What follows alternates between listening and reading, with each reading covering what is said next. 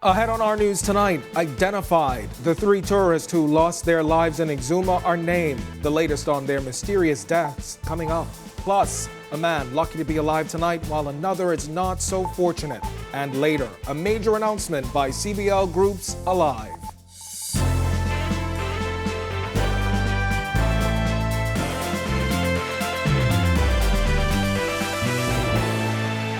Welcome to our news and thanks for joining us. I'm Kendino Knowles. Autopsies underway to try and determine the exact cause of death of those 3 tourists in Exuma on Friday. The 3 victims were found Friday in 2 villas at the luxurious Sandals Resort in Exuma. Police saying they were en route to the first call when they learned of the remaining victims. While they immediately ruled out foul play, there continues to be a lot of speculation about what caused their deaths. Over the weekend, the story began appearing on global news networks and many of the U.S. affiliates. Also over the weekend, the bodies of victims brought to the Capitol to begin the process of trying to determine what killed all 3 tourists. Meanwhile, police officially releasing the identities of the victims today. Police Commissioner Paul Roll naming them as Tennessee resident 68-year-old Michael Phillips and his wife 65-year-old Robbie Phillips. The 3rd victim is a Florida resident, 64-year-old Vincent Chiarella. His wife, 65-year-old Donis Chiarella, was airlifted to New Providence on Friday night, but was later airlifted to a Florida hospital where she continues to receive medical attention. The commissioner confirming that pathology samples taken from their rooms at the resort are also being tested abroad. We are actively engaging a lab in Philadelphia, Pennsylvania, United States, to assist us with the expediting the toxicological examinations of all of these samples.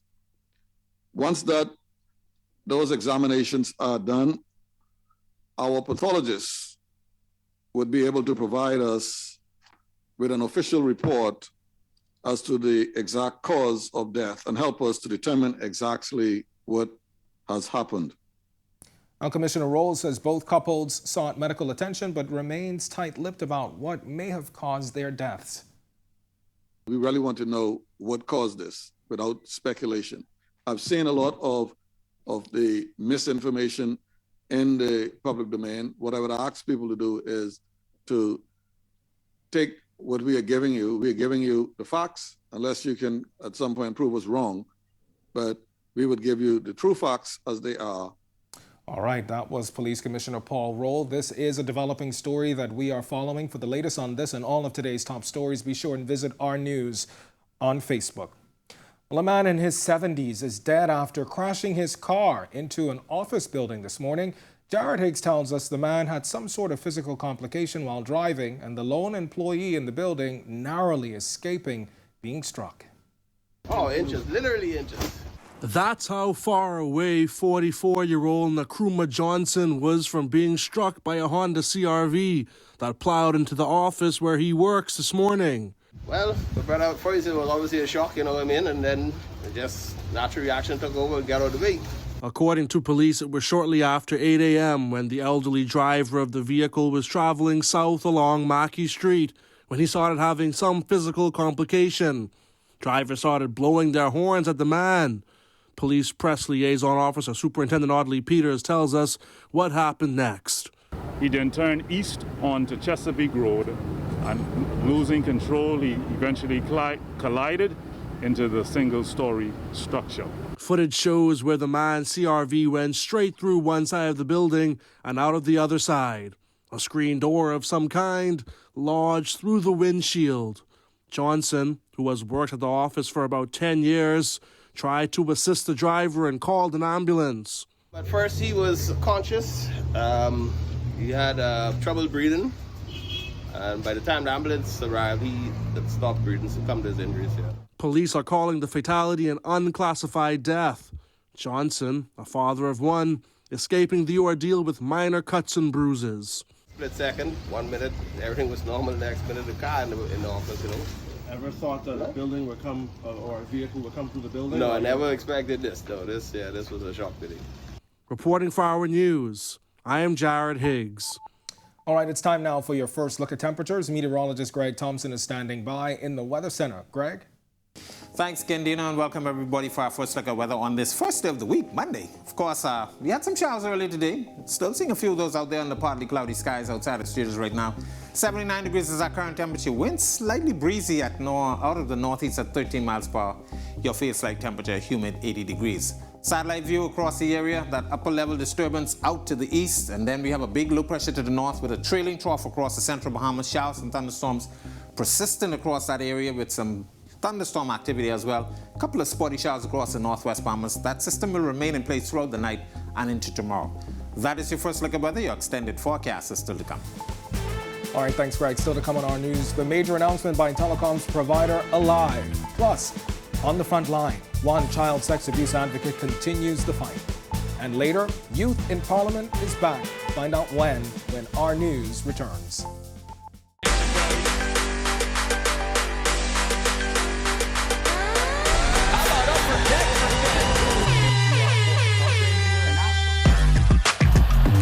Got size at 6'5".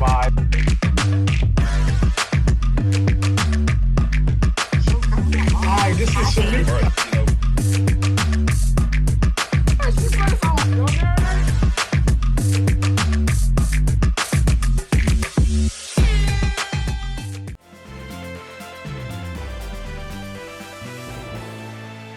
All right, we've got some breaking news tonight. CBL's Alive announcing today that it is now the official sponsor of the Junkanoo Parade. The 5-year deal was just made public this afternoon during a live event here on RTV. Jerome Sawyer was there for the announcement. He joins us now with more on this. Jerome?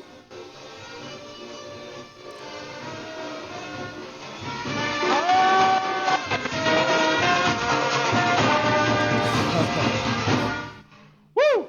Well, if you like hearing that, get used to it. You're going to be hearing a lot more of that on RTV thanks to a multi-million-dollar, multi-year deal signed just today between Alive, the cable group of companies, and the Junkanoo Corporation of the Bahamas. Here to talk about it very quickly is the CEO of Alive, John Gomez. John, what does this deal mean for the Cable Bahamas group of companies? So again, Jerome, in terms of using our technology, our platforms, our businesses, Rev TV, CBBS, we're taking all of these brands. We're going to be able to tell the story of Junkanoo and to tell it not just to the Bahamian public, but also take it globally. And so we are looking and we're very, very excited about making this happen. Most definitely, and certainly leading the charge will be Alive in all of this. Junkanoo is alive again. Yes. McCary, who is Senior Director at Alive, is here. What does this mean specifically for Alive? I mean, we're a tech company, but certainly you guys are going to be at the forefront of all of this. So we couldn't be more thrilled. As a 100% Bahamian-owned company, you know, Alive, Junkanoo is so core to our culture, and community and culture is so important for Alive. And what this means, and what the Bahamian public should expect, is a transformative, elevated experience on Bay Street in December. We're going to take our technology and our innovation, pair it with the JCMP and Junkanoo. We're going to elevate the way that people on Bay Street and at home engage with the Junkanoo Parade. I'm certainly looking forward to it. But no group, I'm sure, a group of people are happier than the Bahamian people, and that means that Junkanooers are happy. Dion Miller is the chairman of the JCNP. Tell us, what does this mean for the art of Junkanoo and the thousands of Bahamians who participate in this art form? Jerome, once again, Junkanoo is alive. This is a game changer. For decades, Junkanoos have been trying to find a medium where we could export Junkanoo to the world. Alive, Cable Bahamas provides us with that platform to do just that. It has been a whirlwind, a busy 72 hours to get all the legal wranglings and all of that out of the way. I want to thank our live legal team, Krista, our legal team, Nicole Sutherland King. But it has been crazy. Mother's Day and Junkanoo. My phone was crazy. I might be in trouble with my wife, but you know, I'm happy to get it done. This is a momentous time for Junkanoo. It's a historic day for the Junkanoo community, and I'm just excited and I'm ready to get to work. You are a Junkanoo. You're always in trouble with your wife. Junkanoo is the way. So there you have it, Canino. That is the news just released a short time ago. Alive is now the major sponsor, the key sponsor, the diamond sponsor of the Junkanoo Parades. We're going to be coming to you certainly on RTV and all of the company's platforms as we get ready to celebrate Junkanoo once again. It's been a long time coming. For now, though, we're live at the Alive Harbor Bay store. I'm Jerome Sawyer. Back to you. All right, thanks a lot, Jerome. Certainly some exciting news. And for more on that and all of today's top stories, be sure and visit Our News Bahamas on Facebook. Well, Youth, Sports and Culture Minister Mario Bowleg coming to the defense of his parliamentary colleagues, saying he believes some missed the March 1st deadline to disclose their assets because of a miscommunication. The Public Disclosure Act mandates every senator and member of parliament provide a declaration of assets, income and liabilities up to December 31st to the Public Disclosure Commission by March 1st. The act provides for a $10,000 fine or imprisonment of a term not exceeding 2 years or both for anyone who violates the law. When asked if he thinks those who missed the deadline should have to pay the fine, Bowleg, who says his assets have been declared, saying, "The law is in place, but at the same time, you have to be, you find out what was the circumstances and situation prior to just making a decision." A rise in COVID-19 cases should not hamper scheduled events. Berthany McDermott reporting tonight why Youth, Sports and Culture Minister Mario Bowleg, who you just heard from, is saying so tonight. Despite a gradual rise in COVID-19 cases, Youth, Sports and Culture Minister Mario Bowleg says scheduled events should continue as planned. This as the Ministry of Health and Wellness recently granted approval for the Bahamas Carnival to have a road march this month.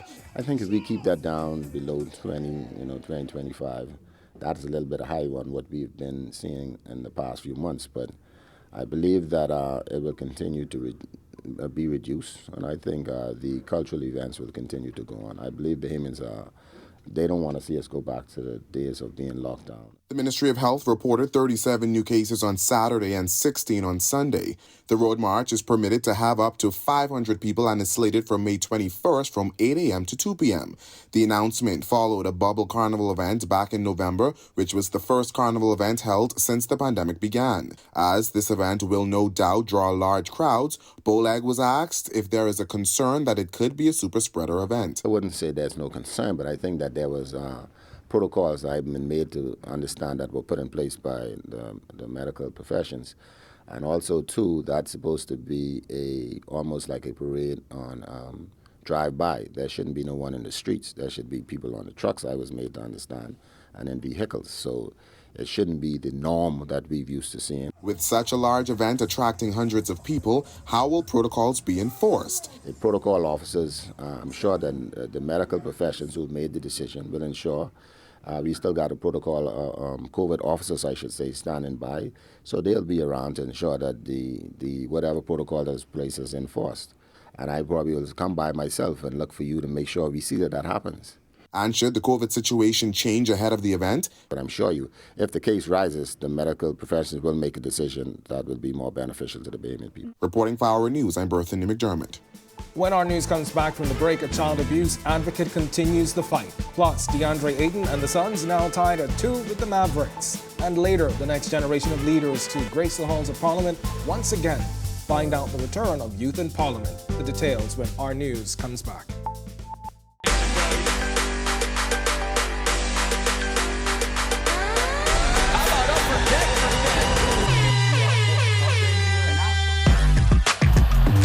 Got size at 6'5".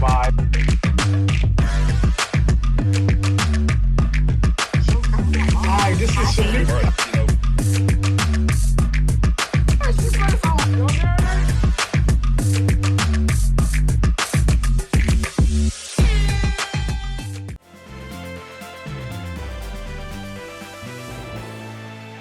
This is our news. Welcome back. With sexual abuse accounting for nearly a quarter of the reports made to the Child Protection Unit last year, a local child sex abuse prevention advocate and certified trainer says being reactive is clearly not the key to preventing children from becoming victims of sex crimes. Jasmine Brown reports. It's a topic that is taboo, but activists and those who work closely with sex crime survivors are refusing to remain silent. Co-founder of Save Our Children Alliance, Siobhan Cash Hollis, is among those calling on the relevant authorities to act early. Just like how we kind of advocate for persons to get vaccinated, we need to vaccinate our soul against this crime against children. We need to advocate and make the adult responsible for it. A child should not have to defend themselves against someone that's much larger someone that's older than them. The most recent child abuse statistics were published last November when the Nassau Guardian reported that sexual abuse accounted for more than 20% of the 335 cases reported to the Child Protection Unit between January 2021 and October 2021. When the statistics were released, Social Services Minister Obi Wilsham said they indicated that there is a lot of work to do. Cash Hollis, who has done similar work in Bermuda, could not agree more, saying it's time to be more proactive. And it's time that we restore the innocence back in home. We can no longer be silent. It may hurt, it may expose some persons, but we have to do it. Now, Cash Hollis says she and her organization have already taken action and have presented this plan to government officials. The proposed plan of action was submitted to the Department of Gender and Family Affairs in late March. It details how a training program that originated in the United States can be implemented. To every adult, start with social services head, start with the different NGOs and go from there. The action plan consisted of 16 recommendations, including the establishment of a national standard child training program. Our country can do it. I am hopeful. I don't feel like we have lost, but I think our mindset needs to be trained. Reporting for our News, I'm Jasmine Brown. Thanks, Jasmine. Well, DeAndre Ayton and the Suns now tied at 2 with the Mavericks. Meanwhile, Jazz Chisholm goes deep in a Marlins win. Marcellus Hall is up now with sports. All right, thanks, Kendino. Welcome to our Sports on a Monday, everybody. I'm Marcellus Hall. In the NBA, they say the best-of-7 series doesn't begin until somebody wins on the opposing team's home floor. So far, that has not happened. Last night, the Phoenix Suns were looking to get it done as they took on the Dallas Mavericks in Dallas in Game 4. Let's see how it all turned out. DeAndre Ayton and his Phoenix Suns on the road playing Game 4 of their Western Conference Series with the Dallas Mavericks. Suns going into this one up 2-1, trying to take a 3-1 series lead. Dallas obviously trying to tie things up at 2. And that is exactly what they would do as they kept Chris Paul in foul trouble all game long. Doncic leading the way, I should say, for the Dallas Mavericks. They go on to get the win here, 111-101. Series now tied at 2. Taking a look at DeAndre's stats on the day. He played 32 minutes, 14 points, 11 rebounds, 2 assists, 2 blocks in the game. But as we said, it would come in the losing cause. Game 5 of that series now shifts back, and they will head over to Phoenix once again for the next game. That's going to be on Tuesday, tomorrow night at 10 o'clock. Dallas looking to take 3-2. Of course, Phoenix looking to take 3-2 as well. Over to some baseball news with Jazz Chisholm and the Miami Marlins taking on the San Diego Padres. Good game. Jazz would get 1 for 4 on the day. That home run would come in the 6th inning. That would be good for an RBI, a solo shot in the 6th. He finished the day 1 for 4. Marlins, though, give up the lead in the 9th thanks to a pinch hit home run. And they go down 3-2. Next game for the Marlins will be on Monday today when they take on the Arizona Diamondbacks. We'll see how that one turns out. Give you details as the game wraps up and give you all the scores and highlights you need to know. And that is your look at sports here on this Monday. I'm Marcellus Hall. Back to you, Kendino.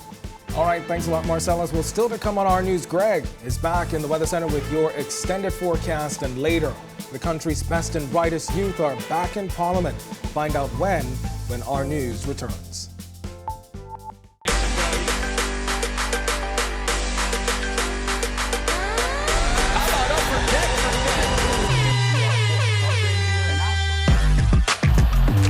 Got size at 6'5". Hi, this is Shamik.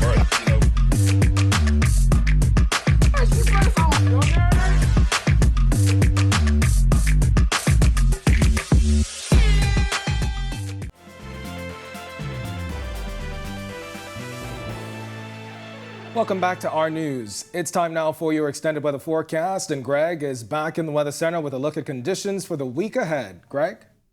Thanks again, Kendino, and welcome back, everybody, for our second look at weather. Surface trough hanging out across the central and southeast Bahamas. Lots of shower activity and some thunderstorms across that area.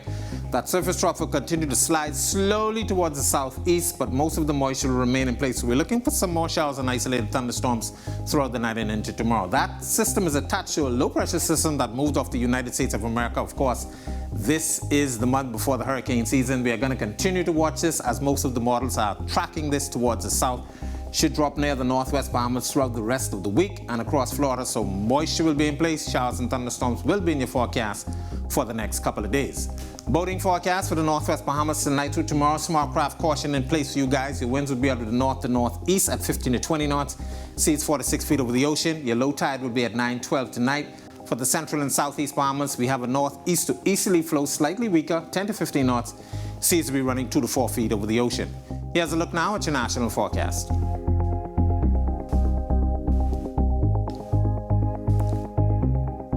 A look now at your extended forecast through next Monday.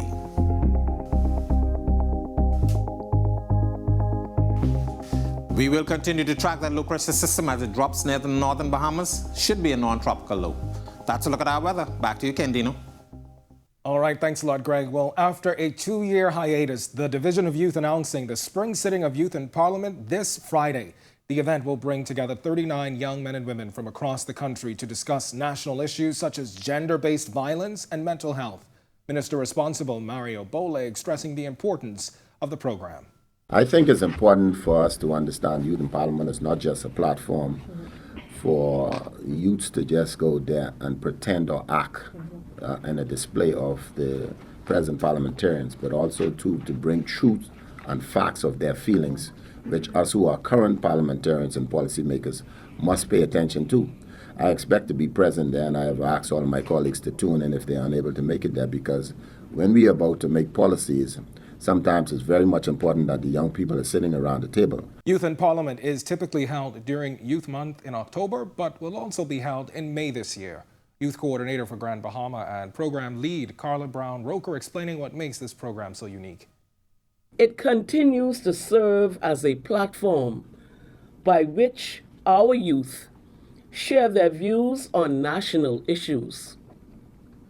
In addition, each Youth in Parliament class are given the opportunity to bond, network, and create lifelong friendships.